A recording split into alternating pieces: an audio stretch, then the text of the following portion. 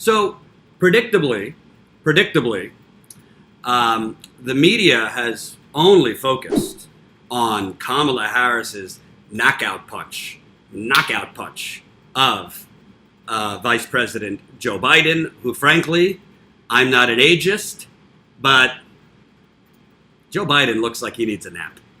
Joe Biden kind of looks like he needs a nap. Am I wrong? He looks like he's running for president in the year 1980. And he honestly looks like he is very much out of step with today's political climate, as well as today's moods on racial issues, on gender issues, on basically a more inclusive society. He is out of step. I'm not going to lie to you, okay? I'm not a fan of Kamala Harris. She had a good debate. I'd be lying to you. I would be lying to you if I said she did not have a good debate. She did. A lot of the things she said were lies, which Jen is about to show you. Jen did a great fact-checking article and video. She flip-flopped. She borrowed Mitt Romney's flip-flops, was flip-flopping all around on whether she supports private insurance or not. This is now the third time she has flip-flopped on abolishing private insurance. Let me ask you, how is someone going to become president of the United States if they cannot understand debate questions? Apparently, every other candidate understood that they were asking, if you were president, would you abolish private health insurance?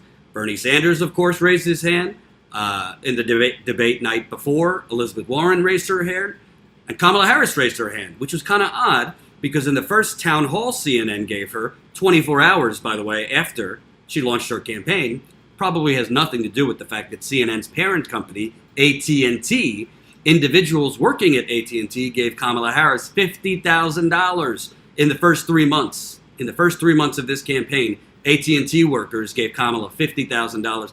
Trust me, it was not the worker bees and the janitors at AT&T. It was the senior management, executive level, and their family members. So, Kamala Harris, CNN town hall in January, I'll abolish private insurance. Let's just get rid of it. Within 24 hours, after her Hillary Clinton donors said, you cut it out. After Hillary Clinton donors said, no, we are not allowing you to say such radical things. She said, oh, well, she started moonwalking like Michael Jackson and flip-flopping. And, oh, no, I didn't mean we're going to actually get rid of private insurance. And then on the debate, let's get rid of private insurance. Oh, wait. On the next morning, on a morning show, she says, oh, I misunderstood the question. I thought they were asking, would I personally give up my private health insurance for Medicare for all? I mean, you can't make this up. You cannot make this up. So, everybody else understood the question, but Kamala Harris. Okay, fine. But what I find so interesting, and thank you to Colin Tooley for making this new wonderful graphic, obviously, the corporate media establishment has been rotating. At first, they tried to push Kamala Harris as hard as humanly possible. In the beginning, if you remember, and let's just enjoy that graphic for a minute. You got, my time is up, Joe Biden, which we're going to get to later. Joe Biden literally said during the debate, my time is up. Just cutting himself off. The debate moderators didn't cut him off. He said, my time is up. I think that's a perfect campaign slogan for him. Right next to him is Kamala Harris, and they are just driving that Titanic right into the iceberg that is 4 more years of President Trump. 4 more years of President Trump. So what's amazing is they tried to prop up Kamala Harris at first. It didn't work. She couldn't get out of the single digits in polls. Then they moved to Beto O'Rourke for 5 minutes. Beto, I'm going to speak Spanish to try and, sound great, like Tim Kaine. Beto was dropping Espanol in the debate. Everybody saw it for what it was. Gross pandering. And then when Beto O'Rourke flopped, oh my God, MSNBC, it was like early Christmas that Joe Biden finally announced, because they've been pushing Joe Biden as much as Rachel Maddow is pushing the Russian boogeyman. So NBC is overjoyed that Kamala Harris had a great debate moment, because what's worse for NBC, CNN, and the corporate establishment? If their preferred candidate, Joe Biden, who literally told Wall Street donors, I'm going to fluff your pillows if I become president. Your life is going to be so wonderful, nothing will change. if Joe Biden is falling, and if Joe Biden has a bad moment, it's somewhat, they could swallow that if it means Kamala Harris is going up. Well, I want to start with the first question.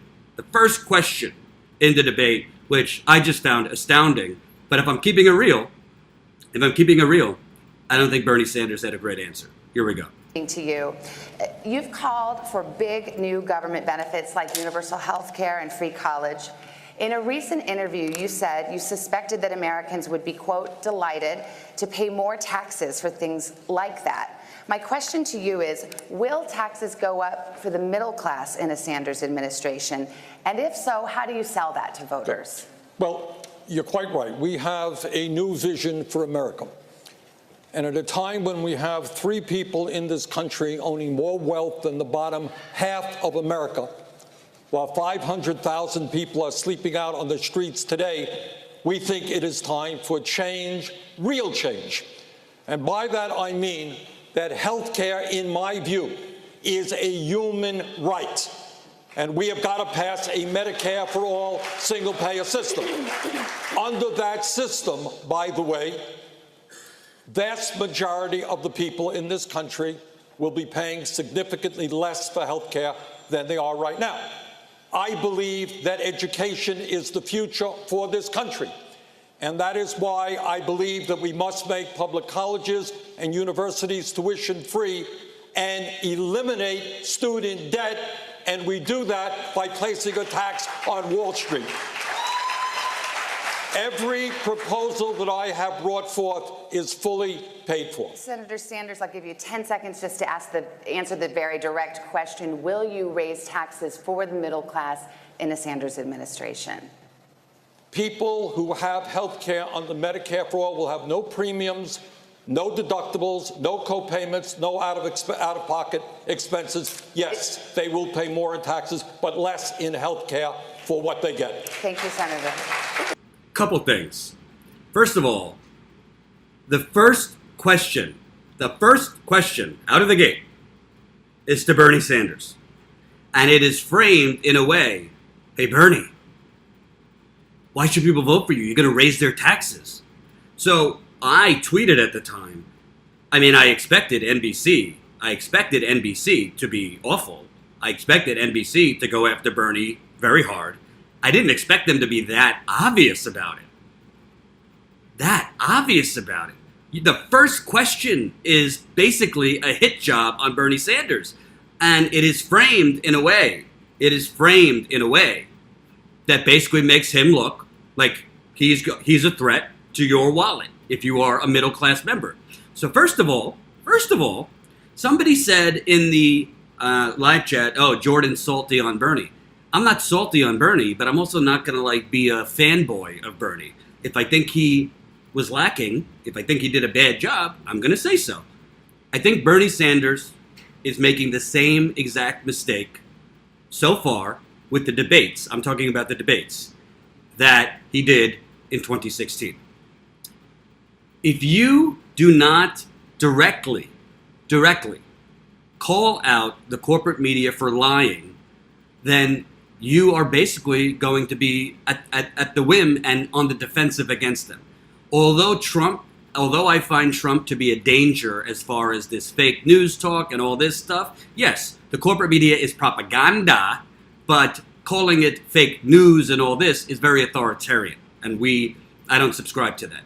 But Bernie Sanders is continuing to go to a knife fight holding a spoon. If you watch the entire debate, it took him an hour and 45 minutes to point out anything negative about Joe Biden's policies. He brought up his vote on the Iraq War 1 hour and 45 minutes into the debate. When NBC News asked him about raising taxes on the middle class, he's not even being articulate on his own plan. He's saying that he's saying, yes, taxes will go up on the middle class, but their costs of health care will go down. But you're leaving out the obvious fact. It's not just that their health care costs will go down. But Bernie Sanders in that answer did not say, yes, your taxes would go up, but your overall expenses would go down by some estimates as much as $4,000 a year. $4,000, you would save $4,000 a year under his Medicare for All plan. He did not say that.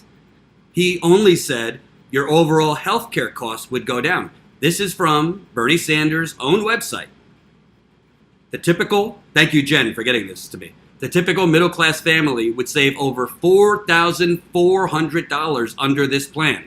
So if they're going to frame you as raising taxes on the middle class, you have to actually specify how much money they are actually going to save. Yes, your taxes will go up slightly, but your taxes go up slightly, but your healthcare goes down. Your healthcare costs go down significantly, meaning overall, my plan saves the American people over $4,000. I don't know why that's complicated.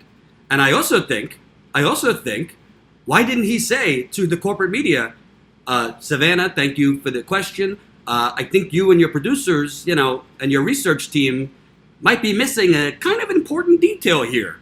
Yes, follow me. And yes, he should have been condescending to them because they know they are lying. I worked in corporate media. They know that his plan would overall save people more money.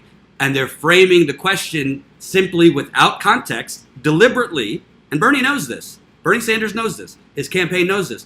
They are framing the question deliberately, to make it only seem like, oh, you're not going to save anything. Your taxes are going to go up so you can get this free health care. So it's kind of up to Bernie Sanders. Nobody's going to do it for him to say, I know you have an army of producers, so maybe you could look back at the plan. The plan, yes, modestly, taxes would go up slightly, but overall, families would save over $4,000. And Savannah, Chuck, all the NBC crew, you don't have to take it from me. Take it from the Koch brothers. A Koch brother funded study last year found that Medicare for All would save families significant amount of money. Where was that? I understand that he only has 60 seconds to answer, but you could have got in that overall more people are saving. Hey, I'm a fan of Bernie Sanders. I don't make a secret of it. It doesn't affect my reporting. I would never lie to prop up Bernie Sanders. My reporting is based on facts, period, end of story. But that was a bad answer. There's no other way to say it. Hope you enjoyed that last video. Hop on over to statuscoup.com where you can sign up for our email list and become a member for as low as $5 to $10 a month. Membership is how we grow. That's statuscoup.com/join. And remember, join our email list so we can grow the revolution with you.